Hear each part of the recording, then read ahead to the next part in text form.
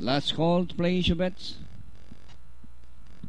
All set, ready to race, and the race is on. White ball by Darrell, rushing up. Ninang Mill, Empire Queen on the outside. Cut, racing in fourth, rushing up is entry number 1, Red Herwin.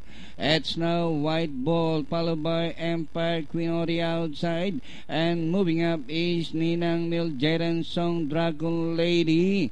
It's now Empire Queen from the outside, followed by White Ball. And racing in third, Jaden Song, Ninang Mill, Dragon Lady, Cut.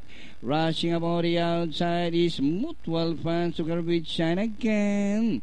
And inside the last 600, Empire Queen by Hapalan, followed by Dragon Ball, Jaden Song. Racing on the outside is Dragon Lady. Under further outside, Mutual Fans, Cut, Ninang Mill, and Shine Again is still running in 9th position as they race the final corner. White Ball, Empire Queen down on the inside, and on the further outside is Mutual Fans. Dragon Lady is now the leader, followed by White Ball. Mutual Fans on the outside. Dragon Lady, Mutual Fans on the outside.